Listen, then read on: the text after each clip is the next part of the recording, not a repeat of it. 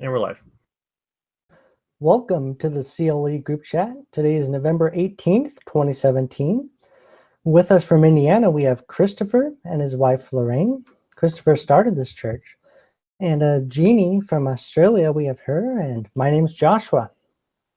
I should mention we are only allowing our church group to be on the video call, but you're welcome to watch and use a live chat, or even share the video with family and friends to watch it with you. And if you're watching recording and would like to watch it as it happens, make sure you've subscribed so you can do that. And without further ado, we have an article from the Express titled, "Will the World End on November 19, which is tomorrow? Nibiru expert predicts Black Star earthquake cataclysm." The article says, so-called Planet X. I'm sorry, but it's already the 19th here and I'm still here, so. Whoa. Microphone. Very loud robot voice. Okay. My question was, is it ending, because pick one. Is it ending from the Black Star, the earthquake, or the cataclysm? No idea. So-called Planet X researchers who believe that a rogue planetary system known as Nibiru or Planet X is on a collision course with Earth. And now, Collision course. Thank you. And now pointing towards a new disaster on Sunday. Many of these conspiracy theorists and doom mongers are certain that a monstrous celestial body known as Black Star will hit Earth with its gravitational field November 19. They've been thinking this for a long time. They had a date in September and they missed that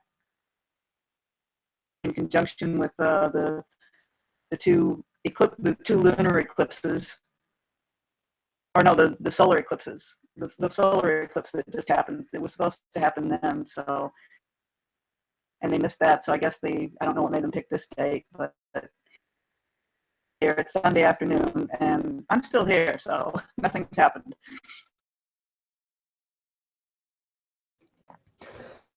The main perpetrator of this bizarre theory is Terrell Croft, who shares his pseudo-scientific research on planetxnews.com, as well as his personal blog and YouTube channel. He explained in an online article, the predicted backslide alignment quake event is scheduled for November 19, 2017, when Earth passes behind the Sun relative to the Black Star in the Libra constellation. Earth passes behind the Sun relative to Jupiter today, October 26, 2017, at 2:14 p.m. Eastern Time. Earth will pass behind the Sun relative to Saturn on December 21, 2017, at 4:12 p.m. Eastern Time. Croft points to several earthquakes, volcanic eruptions, and data collected by the U.S. Geographical Survey this year, convinced that they are linked to the gravitational pull on Black Star or Nibiru. He even charts them out in a 3D model on the globe, mapping earthquakes in the Pacific Ocean along the west coast of Mexico and Far East Asia. Croft goes on to explain seismic event indicators say Earth is moving through the middle of the second Earth change uptick period for the 2017 Earth orbit cycle relative to the Black Star position in the Libra constellation.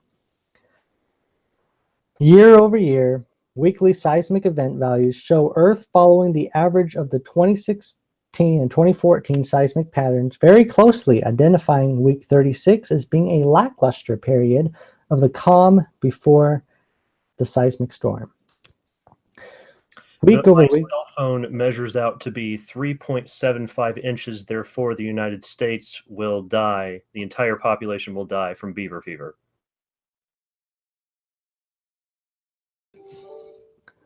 Week over week, seismic event values show a slight increase in the 2.5 to 4 mag and 5 mag earthquake event values for week 36, providing evidence that Earth is still experiencing an activity bounce,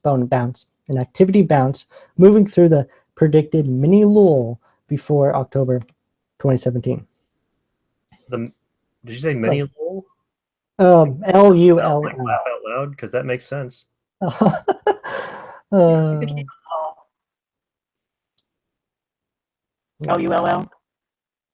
Yeah, you're correct. Well, Global seismic activity will be in up-down bounce mode for the coming few weeks, with larger magnitude earthquake events expected for November.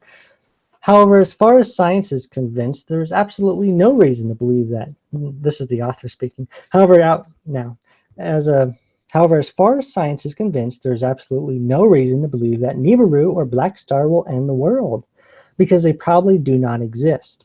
In fact, doomsday prophecies are so prevalent these days that planet Earth was supposed to be ravaged by the apocalypse, right? On September 23 and October 15 this year. Many of these wild theories are the product of self-proclaimed Christian numerologist David Meade, who has convinced his followers about the Planet X cataclysm. Speaking on Late Night in the Midlands, a U.S. conspiracy theory radio show, Meade explained it's a mini constellation made up of a dark star, smaller than our sun, which hosts 7 orbiting bodies. Some are smaller than our moon, a couple are larger than our Earth. The dark star is called Nemesis, or some people call it Planet X. But the theory is certainly not unique to Croft or Meade, and the Nibiru scare dates back to 2003 and maybe even earlier than that. Planet X itself is credited as the creation of self-proclaimed ancient language scholar Zecharia Sitchin, who supposedly discovered the apocalyptic planet in ancient Sumerian writings. Apocalyptic planet, yeah. Yeah. It was supposed to destroy the Earth in 2012 too, when the Mayan calendar ended, or supposedly ended too. Nibiru's prevalence among online doom mongers is often attributed to UFO expert Nancy Lieder, who popularized Planet X in the 1990s and early 2000s. However, the whole idea of Nibiru has been debunked by the world's leading scientists. Jonathan McDowell, an astronomer at the Harvard Smithsonian Center for Astrophysics, ridiculed the idea of Nibiru. He told Express.co.uk, "I don't know what to say except that it's nonsense." Meanwhile, NASA's leading scientist, David Morrison, underlined, "There is no credible evidence whatsoever for the existence of Nibiru. There are no pictures, no tracking, no astronomical, whatever. Astronomical. Thank you. Observations. I can quite specifically say how we know Planet X or Nibiru does not exist and does not threaten the Earth. Firstly, if there was a planet... Earth people believe in it. Plenty of people? I said, I wonder if the flat Earth people believe in it. Flat Earth people. I don't know. And he says there's no credible evidence. Now, my dad, he's a long time ago, he was into this Planet X, and he showed me some videos, and it would like show the sun, and then it would show like a dot or a smaller circle off in the distance, and other people would be like, "Oh, that's just, from the lens or the glare," and other people are like, "No, it's the planet." So I don't know. I haven't looked into it enough to know if that's credible or not. It's interesting, though, the guy that was requesting evidence for all that stuff. It's interesting that these type of people believe in the Big Bang, they believe in macroevolution, and yet they don't have the amount of evidence that he was requiring for them to have for this mysterious planet. They can't see the correlation that their religious beliefs that they call science are the exact same craziness as this mysterious planet that doesn't exist.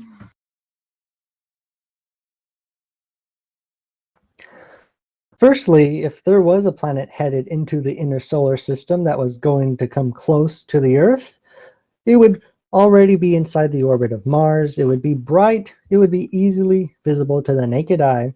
If it was up there, it would be easy to see. All of us could see it. End of article. But it's dark, so you can't see it. It's dark? Yeah.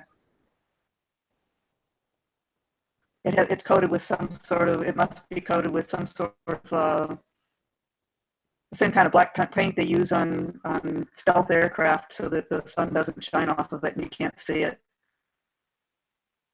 Hmm. Yeah, I'm joking. I know you're joking. Anything else they said? I was just saying yeah because I'm like, yeah, someone would probably believe that. I mean, if you could say aliens did it because they don't want us to Oh be yeah, there you prepared. go. The aliens are riding this planet. They're bringing their planet to us so they can destroy us. Yeah. Were there any more thoughts on that article before we go to our next? All right, so we have an article from the New York Times titled "Floating Cities, No Longer Science Fiction, Begin to Take Shape." It is an idea at once audacious and simplistic, a seeming impossibility that is now technologically within reach. Cities floating in international waters, independent, self-sustaining nation-states at sea. Long the stuff of science fiction, so-called seasteading, has in recent years matured from pure fantasy into something approaching reality. And there are now companies, academics, architects, and even government working together on a prototype by 2020. At the center of the effort is the Seasteading Institute, a nonprofit organization based in San Francisco. Founded in 2008, the group has spent about a decade trying to convince the public that seasteading is not an entirely crazy idea. That has not always been easy. At times, the story of seasteading movement seems to lapse into self-parody. Burning Man gathers in the Nevada desert. Burning Man gatherings in the Nevada desert are an inspiration, while references to the Kevin Costner film Waterworld are inevitable. The project is being partially funded by an initial coin offering, a concept sweeping Silicon Valley and Wall Street, in which money can be raised by creating and selling virtual currency. And yet, in 2017, with sea levels rising because of climate change and established political orders around the world teetering under the strains of populism, seasteading can seem not just practical, but downright appealing. Earlier this year, the government of French Polynesia agreed to, and French Polynesia, if I said that right, is I didn't know where it was. It's basically between New Zealand and Mexico, a little closer to New Zealand, but out there in the middle of the ocean. So that's where they're, the government's helping with this project. So the government agreed to let the Seasteading Institute begin testing in its waters. Construction could begin. Where? Yeah. What was that? You said between New Zealand and where? Mexico. Like it's in the middle of the ocean. Okay, because I was going to say New Zealand is in the southern hemisphere and Mexico is in the northern hemisphere. Yeah. It's kind of diagonal, but if you look at a globe, it's right in the middle. It's a diagonal line, but it's right in the middle. Well, it's a little closer to New Zealand, but it's basically the middle. Okay. Because I didn't even know. There's only 280,000 people in that country, so it's a small country, small government, but so I never heard of it. And the article continues, construction could begin soon, and the first floating buildings, the nucleus of the city, might be inhabitable in just a few years. If you could have a floating city, it would essentially be a startup country, said Joe Kirk, president of the Seasteading Institute. We can create a president shall have captains. The captain will declare to the people, not even God could sink this city. Watch what happens. Did they say that for the Titanic? That God couldn't sink it? Or no? Did they not say that? Titanic. Yeah, that was one of the quotes, is that they were coming out. They said, not even God could sink this ship. Mm-hmm. and it sunk the very first voyage. I never knew that. It's a lesson on pride, is what it's supposed to be, but people generally don't view it that way anymore.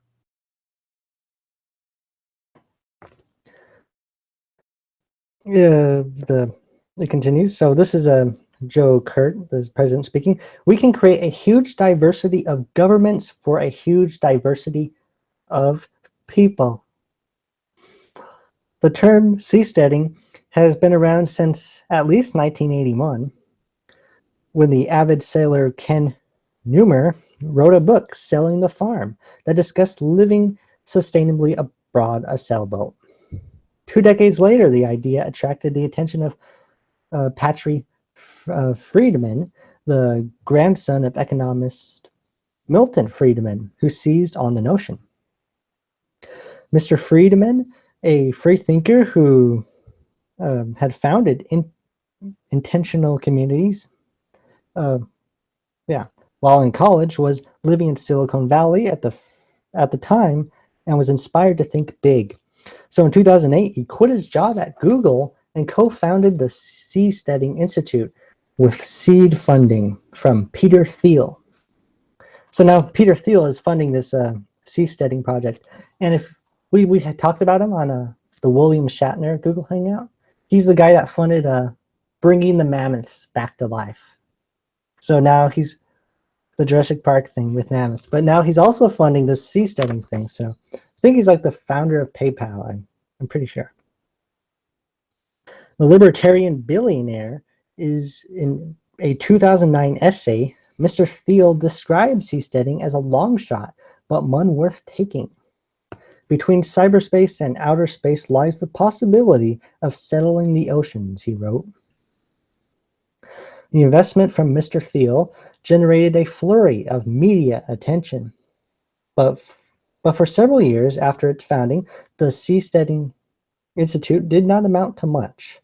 A prototype plan for San Francisco Bay in 2010 never materialized, and seasteading became a punchline to jokes about the techno-utopian fantasies gone awry, even becoming a plot line.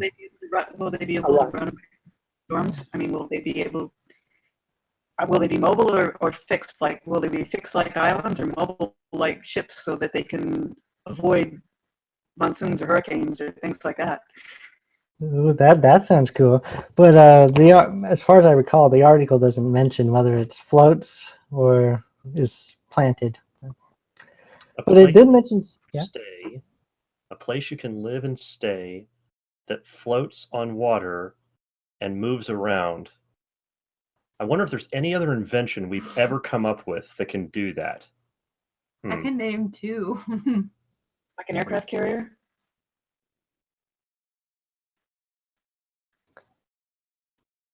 Yeah, boats. And he did mention something. I don't think it's in this article, but there's the same article on a whole bunch of different news websites. I read a lot of them. So on a different one, if you look at it, I think it was MSM or something. Anyway, the owner, this president, right? Joe Kurt, I think his name is. Anyway, he says that he may be able to help the rising sea levels. He didn't explain how, but somehow he's going to help with that, he said. You mean like the sea levels to rise more? Oh, because you know how they're always like the sea levels are rising and, you know, this global warming thing. He's like, he's going to help the sea levels, you know, maintain. Is he just going to like drink a lot more? I don't know. I wondered about that. I was like, maybe because they're going to like. Now, let's see. Land and solid mass displaces water. So if he's putting more mass into the water, what's it going to do to the sea level? It's going to rise. Yeah, I thought maybe he's talking about like, you know, how they can, I think it's called desalinization, and they can turn the seawater into, you know, fresh water. Maybe they're going to sell the water to countries and use the water. You know, I don't know. Maybe they're going to take the ocean water out and put it on land. That's what I thought at first, but I don't know. Anyway. So now I lost my spot. Oh, here it is. Sahara Desert. You put it in the Sahara Desert? Yeah. Yeah. Make it into the Amazon, the next Amazon.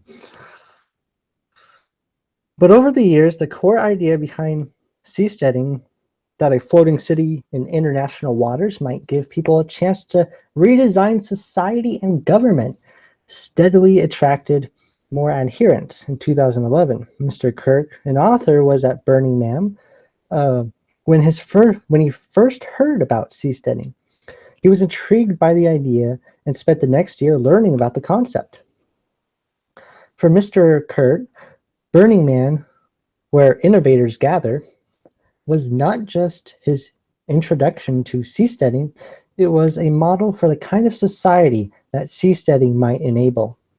Anyone who goes to Burning Man multiple times becomes fascinated by the way that rules don't observe their usual parameters, he said. The next year, he was back at Burning Man speaking about seasteading in a geodesic dome. Soon after that, he became involved with the Seasteading Institute, took over as president. Am I misunderstanding? Isn't Burning Man supposed to be that stupid, wicked rock festival? Like this, I believe so. only when you have a group of demonically possessed people who are completely high, like flat on their face high, can you present preposterous ideas. Is that why he's using that? Perhaps. I don't know. It says that the president, Joe Kurt, with Mr. Fredman wrote a book called Seasteading: How Floating Nations Will Restore the Environment, Enrich the Poor, Cure the Sick, and Liberate Humanity from Politicians. Long I title. wonder how much acid they were on. Seasteading is more than a fanciful hobby to Mr. Kurt and others involved in the effort. It is, in their minds, an opportunity to rewrite the rules that govern society. Governments just don't get better, Mr. Kurt said. They're stuck in previous centuries. That's because land incentivizes a violent monopoly to control it. No land, no more conflict, the thinking goes. Even if the Seasteading Institute is able to start a handful of sustainable structures, there's no guarantee that a utopian community will flourish. People fight about much more than land, of course, and pirates have emerged as a menace in certain regions.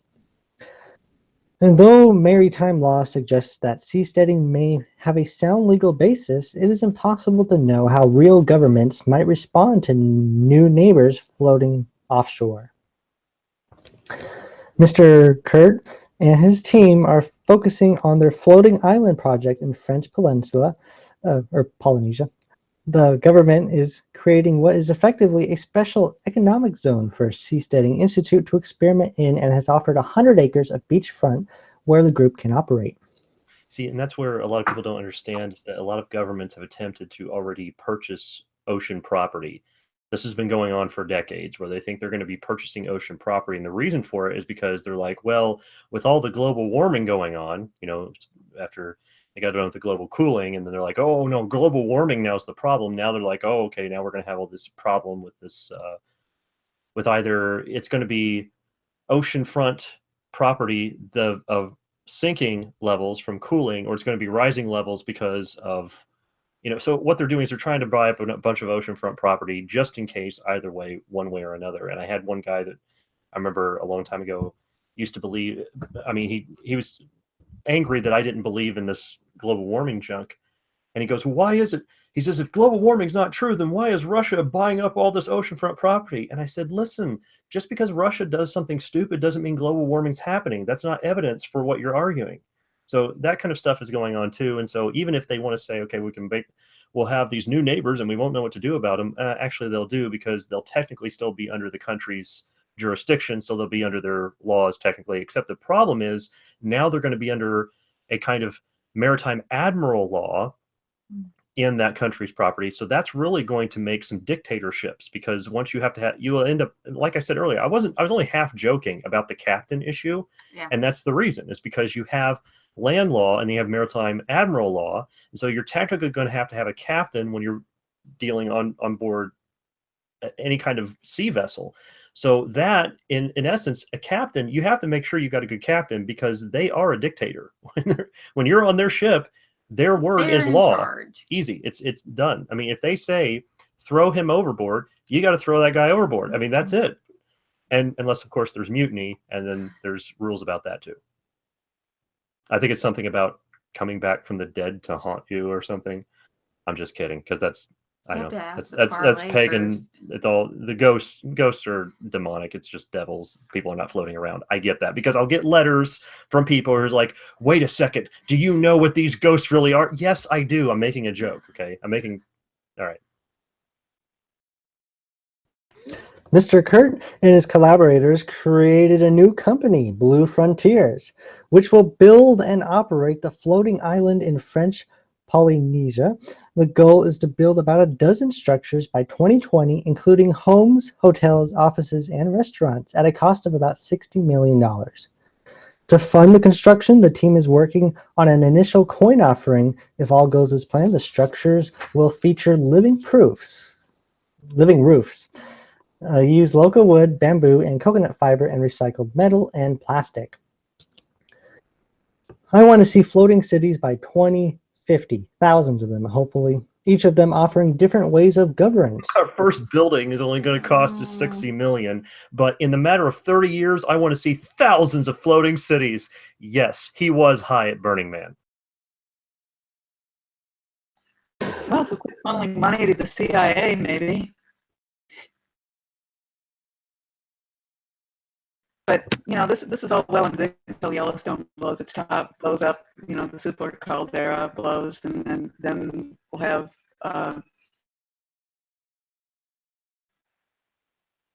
another ice age.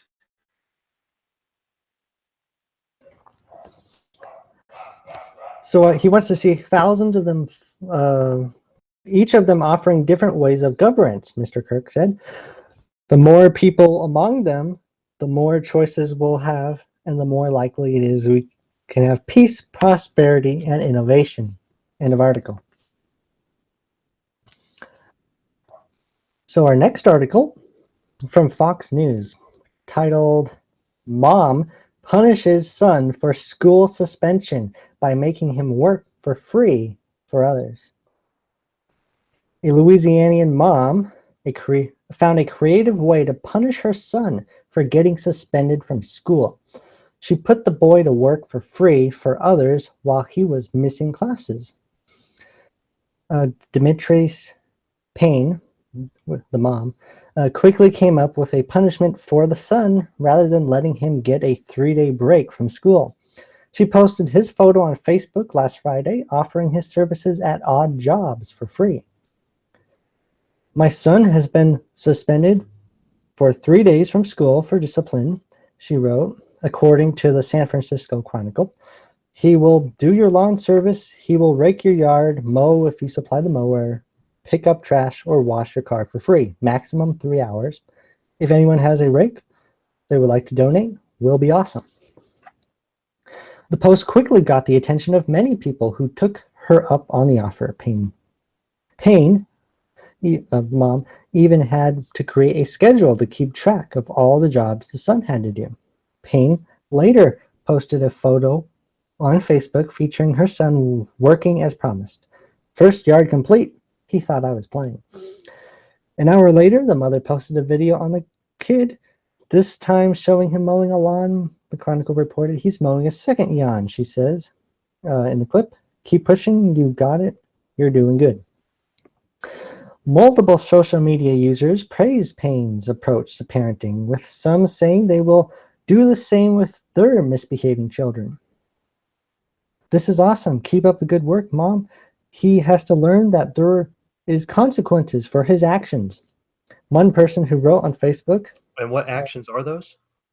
Well, the article doesn't say. Yeah, the article doesn't say. But here's the thing we have to stop and consider. Okay, number one, I am in full agreement with what she did if he actually did something wrong. True. Because there are a number of people that get suspended because, as we talked about before with the feminism teaching, they're not acting female enough in the public school system, and so they suspend them or they give them detention or things like that.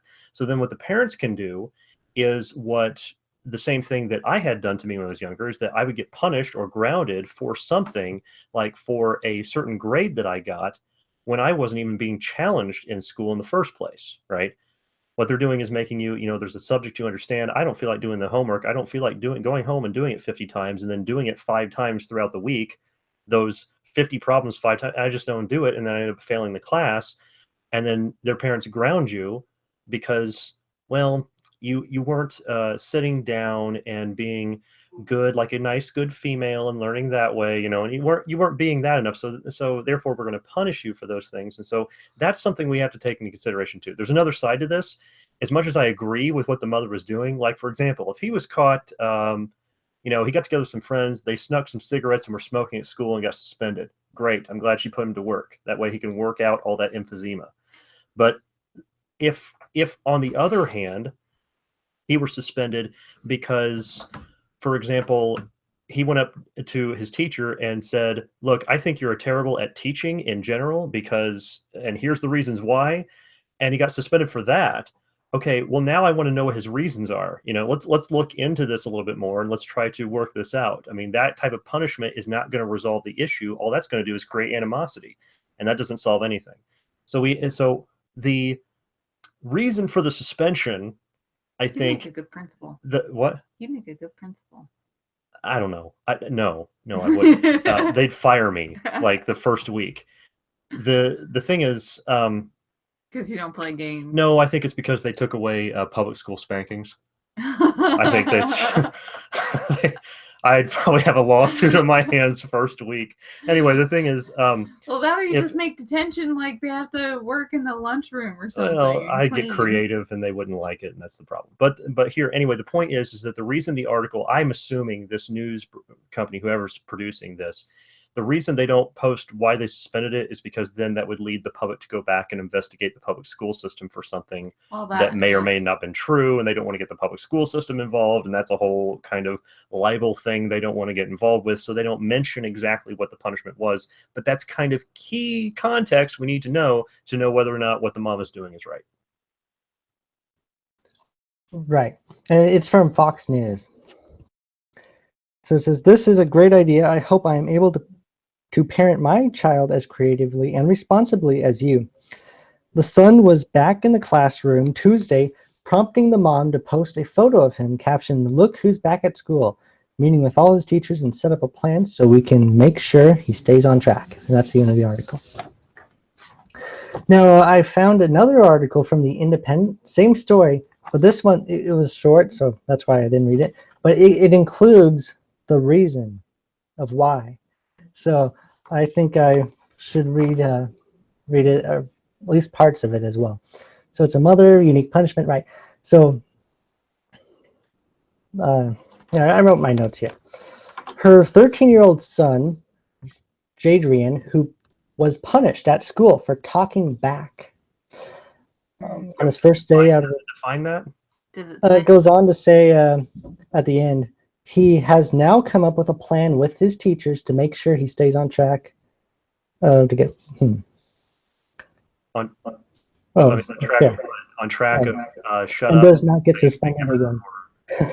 But here's where I'll tell you right now, I talked back. I certainly did in school, and there were some teachers that deserved it. I mean, absolutely. There were teachers I called out right in the middle of class. Now, of course, maybe my timing wasn't the best. I'll say that. But there were teachers that deserved what they got. And I told them right then and there. Because, I mean, they're just like, for example, I give in one of the algebra classes I gave. Algebra has all sorts of really interesting uses. And you could list out tons of them. All right, video games. People who create video games, you have to know algebra. Algebra is how you design a lot of that stuff. So there's all sorts of really interesting uses for algebra that they never tell you about in high school. They don't educate you of why you're learning this. Asking her why biggest problem. You're learning this, she says, well, these are things you'll need to go to college. I said, what if you don't want to go to college? I was like, why do we need to learn this? And she goes, well, you're going to need it in your life. I said, for what? So that way you can go to college and then learn a bunch of algebra so you can come back and teach algebra to be an algebra teacher. Is that why we are continuing this process? Her answer in front of all the students was, see me after class. Really? You are such a... Does she not have one idea of what her major in school was about? Right? She's a math major, and she can't give me one explanation in front of her students of why we are learning. I just wanted to know a reason. You guys, I mean, those of you who've listened to me for a long time, you know I have got to know the reason why we do things. Otherwise, I just don't do them. I don't understand pre-calculus. Yeah, I so don't know what it's for. Well, pre-calculus is used for a lot of things too, but it's a lot of stuff that most people never go into. So, Exactly. I mean, you need it I don't for... think I've ever used it since high school. It's for a lot of engineering purposes, but so engineers need to have it. It was my hardest math class. And engineers, I mean, once you get it and you understand it, engineers have a good time using it because they can create all sorts of amazing things with it. But cool. Go yeah, engineers. for a lot of people, they don't really care, and so that's why they make, you know, calculus an option. But algebra is not much different. Why is that not made an option? Most people go through their entire lives and never use algebra. But algebra is used for many things. So my point being is that, yes, I talk back in the middle of class, and yes, I was semi-punished and sometimes firmly punished with, we're going to write a letter note to home to your parents. And my parents are like, why are they writing me this in the first place? Like, my parents almost didn't care, because when I explained to them, here's what I said to them, they're like, don't do that or you're going to get grounded. But at the same time, they're like my parents never forced me. Like, I was still justified. There was times where my parents, I said, here's what I told them. Now explain this to me. And they're like, yeah, I can see that. So my parents were not completely unreasonable in that. I think they put too much faith and trust into the public education system when I was growing up. And as many of our parents did, they put way too much faith into that instead of faith into the Lord God and to create a good work ethic and a reasonable work, not just a good work ethic. Folks, you can work yourself stupid. Adolf Hitler worked really hard, but on a lot of stupid things. So nobody's saying that Adolf Hitler wasn't a hard worker. He was definitely a hard worker. In fact, there's books I've seen where, you know, they talked about how he would take methamphetamines and stuff like that in order to try to increase the amount of energy he had so he would work harder. That was actually a popular thing in World War, was it one? You know, I think it started to become a... Because they wanted to maximize output in their soldiers. Right, but a lot of people said they couldn't keep up with Adolf Hitler. They said he works too hard, and a lot of people had a hard time keeping up with him. So he worked really, really hard on something that actually plagued the world. Stealing so much art. He did, and killing people. Okay, well, anyway. 2 favorite passions. My point is that creating a good work ethic, but a reasonable work ethic, the work ethic on truth, on what's honest, on what's right, on what's reasonable, what's effective, not on things that don't matter, which is what the public education and the college system is completely designed to do, is to waste your time. That's why you can go get a college degree in the military in 6 months, the equivalent of 4 years in college. There's a reason you can do that, is because the military won't waste your time, because they don't have the money and time to waste in that particular aspect. So anyway, the point is that talking back until we know more details other than talking back, because what's talking back? I mean, a lot of them, when they will say reasonable questions, but with a smart alecky tone. Well, there's a lot of things that, okay, when I was younger, I'll tell you this story. Okay, if you guys don't mind, I'll tell you a story. When I was 10, I did this. I kid you not. Now, for those of you who've listened to our teachings a long time, you'll know that I played huge amount, like a large number of instruments. All right, I played the drums, the guitar, the bass guitar, and the saxophone, and the oboe. I played all sorts of stuff. Okay, and I learned to develop a lot of things. I was in show choir. I did all sorts of stuff when I was in high school. I was in a lot of stuff musically. But when I was 10, I went to our music teacher. Before class started one day, she was allowing people to come up and talk to her and ask her questions about things. And I went up to her and I said, I hate music. I just flat out told her that. Now, of course, why did I say that? Well, looking back now, the reason I said that is I hated her class. I didn't hate music. I hated her class. Her class was horrid. I'm not even going to sit here and describe to you the amount of boredom in that class. It was unbelievably ridiculous, especially from someone who'd been playing piano since he was 5. Going to this class to try to learn that is just, it was ridiculous. I wish I could have gotten video of it. I will show you a really boring half hour. Anyway, the thing is, so I said that to her. So she sends a note home with my parents saying, your son is saying these things and, you know, talking back and all that. Instead of maybe taking a moment and contemplating, okay, what am I doing wrong to where this child hates my class? Well, there was also a political thing with it, and I want to say political in a loose term, because it turned out that she created this animosity between her and my family specifically. We've never known what the cause of it was. But she and then her son hated my brother, and just the hatred coming out specifically towards our family. I don't know what it was. None of us have ever been able to figure it out, but that's the way it's always been. So in addition to that, that was considered talking back. I wasn't talking back to her. She didn't talk. I walked up to her and said that to her. No one was talking back, but that was considered talking back. Well, for an open communication time about the class. By the way, I will say this, neither her nor my parents ever tried to get to the bottom of what it is why I said that. It's basically, you don't say things like that. That's bad manners, and in a discussion. Never, why did you say that? No one asked me a question. Like, we know you and tried to music. Figure out, why would you say that? Yeah, why is this 10-year-old coming and saying this in this class?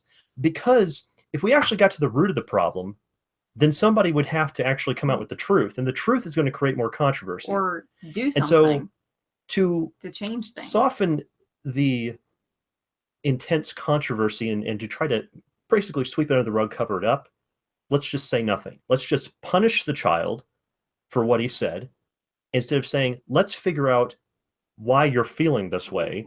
It's this woman. Her class is boring. She probably doesn't deserve to be where she's at because she really doesn't care about teaching at all, and she didn't. It's not like she taught band or anything else. She taught elementary school music, which consisted of us going in and singing the most ridiculous little songs you have ever heard, and we have to sing them repeatedly over and over every single day we go in there. That's completely absurd. Same ones every single day. She had no care whatsoever for this class. It was obvious. Even my elementary music class was a lot more fun than that. So this is the way it was, but that's considered talking back. So instead of sitting down, being a good female like I was supposed to be, and sitting in my chair and being nice and pleasant and singing the song and saying the words like I was supposed to say, and then get my satisfactory pass grade so I can move on, I said, this is terrible, and I cannot stand it. And for that, then you are punished. So the talking back, we still need more context, because I mean, I could go on and give other examples. This has happened more than once, how I got red flagged by the state of Indiana because there was a ridiculous, stupid graduation assessment test that they had for 1 year, and that was the year that I was there. And then during the test, I had finished one of the sections quickly, and I had 20 minutes left over, and you just have to sit there in silence. And there was a blank page. So I proceeded to write the test grader a letter explaining how stupid this test was, how it was a waste of taxpayer dollars. It didn't make any sense whatsoever. And it wasn't actually going to assess anyone's intelligence, because there's no way to reflect the teachers. I mean, because basically whatever answers you come up with, whatever grade you come up with, it's a reflection on the teachers, not on you. I mean, it is, because the teachers have the responsibility to make sure that knowledge is understood, but then they're going to put the pressure on the students. Now, of course, I know there's lazy students that don't want to learn things, but how do you know the teachers are even teaching the stuff that's necessary for them to pass that test in the first place? I started explaining all this stuff very reasonably. We got a notification in the mail that I was red flagged by the state of Indiana as a potential terror threat for simply, I'm not kidding. This happened. This still might be on my record, on my personal profile they have on me somewhere in the state, right? That I've got this little thing on there that I got from when I was, like 17 or something, when we had to take these dumb examinations. So that's considered, again, you don't talk back to your superior. Wait a second, what are you talking about? I simply wrote them and told them, this is ridiculous. Instead of writing me back saying, we got your letter, we'd like to talk to you more about this, or get an understanding of why you wrote this in the first place, they said, that person, he might bomb the school. We need to red flag. Are you kidding me? I'm trying to have a reasonable discussion, and they're like, terrorist. can't believe this is the public school system. So we need Reason equals terror. I didn't mean to come out and be like this whole thing about what is the definition of talking back, but it really is important to the context of the story. And we can't sit back and blame this teenager and say, Mom, you were right for everything you made him do, until we know what it is he was talking about. Right, and the article doesn't say what he talked about, but the article from the Independent, I gathered the sentences together. It's actually the independent.co.uk, so it's UK based, and they include more than Fox News. But I should have just read that one. But anyway, it says her 13-year-old son, Jaredin, was punished at school for talking back, and then it goes on to say, then explain all the history. I'm just going to skip that. But this is the mom speaking. We explained to him that these chores weren't to punish, but to teach him a lesson and to teach him about discipline. No matter if the teacher is right or wrong, always respect your teachers, respect adults, she added. He has now come up with a plan with his teachers to make sure he stays on track and does not get suspended again. Now that's the end of the article. So were there any more thoughts on that one? Respect persons whether they're right or wrong. Yeah. Sounds perfectly logical to me. I just wonder, what does she mean by respect? Does she mean like, show kindness unto them, or is she talking about? Or is she talking about never say anything ever, never express any opinions about anything that's going on, never try to reason anything out, just don't talk, sit very quiet like a good female in the class and learn and well, assuming you're learning anything, And I think that's even insulting to females a lot. Just draw doodles of ponies and rainbows. Which a lot of girls do in the middle of class. But you see, they're not punished for that. No. Doodles don't hurt anyone. This is true. But words, oh my. An article from The Independent is titled... By the way, Kevin does point out a proper thing. He says Jesus didn't respect the chief priests and elders properly, and it got him crucified. You got to remember that. So it's titled Mutant Gene in Amish People That Makes Them Live 10 Years Longer. An age-defying mutation found in the genes of Amish people appears to be boosting their lifespan. Individuals carrying a single non-functional copy of the gene SERPINE1 live an average of 10 years longer than other members of their communities, according to new research. The study was carried out. I wonder if that has anything to do with the fact that they live on farms, they grow their own food, they eat in their own communities, they don't have all of this processed garbage, toxic stuff going into their bodies, and their genes haven't been mutated by all the toxins that the rest of us have been exposed to. Well, yeah, there's that, but this is what confuses me, because they say 10 years longer than other members of their community. So I think it's comparing it to other Amish people. It's like these Amish people with the gene mutation, which is about 25%, they live 10% longer than all the other Amish people. Then, would you agree with that? When it says that, well, I don't know. I mean, oh, I'll keep reading. So the article says that the people with these genes live an average of 10 years longer than other members of their communities, according to new research. The study was carried out with the Old Order Amish of Indiana, who would generally avoid the trappings of modern society, including electricity, cars, and medicine. They don't take advantage of modern medicine in general, so the fact that the carriers have a median lifespan of nearly 85 is rather remarkable, said Dr. Douglas Vaughn, a cardiovascular specialist at Northwestern University who co-authored the study. Not remarkable. It's the result of not taking modern medicine.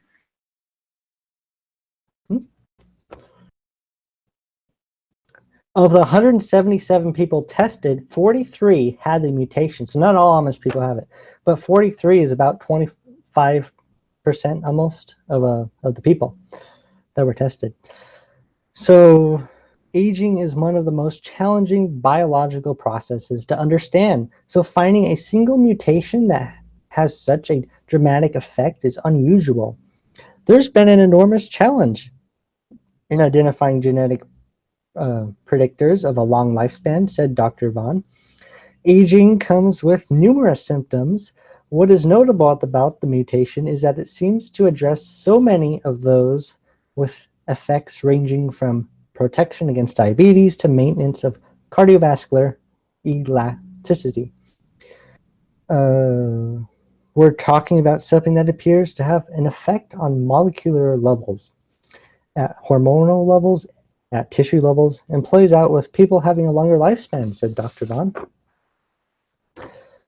The mutation results in longer telomeres, caps at the end of DNA, which are caps at the end of DNA strands that protect chromosomes. Shortening of telomeres have been implicated in the process of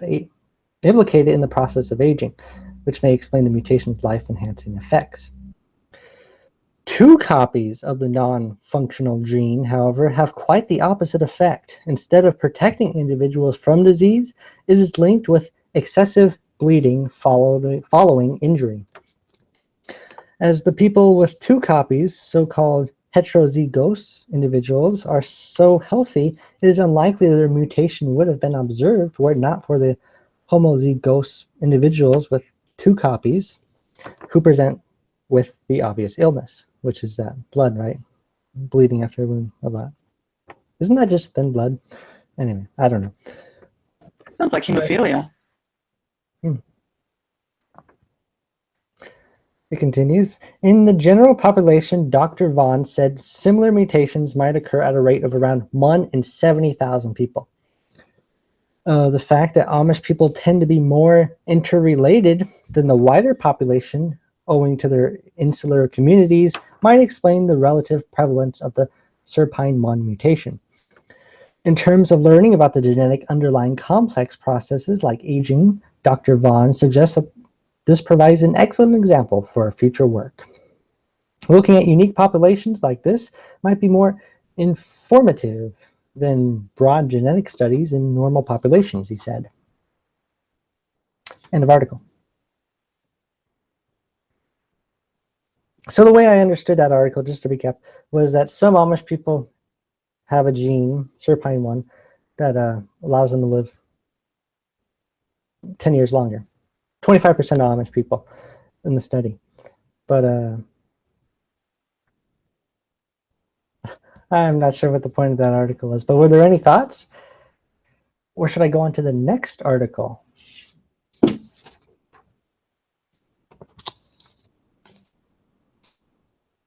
Or I think we should end there today. So thank you to everyone who has listened in. If you would like to comment or read comments for the video, you can click the link that will be in the description. That takes you to the forum. If you would like to talk with us, you can make an account on the forum. Remember to post on the Introduce Yourself section. Let us know who we're talking with. And Lord willing, we're going to see you next week.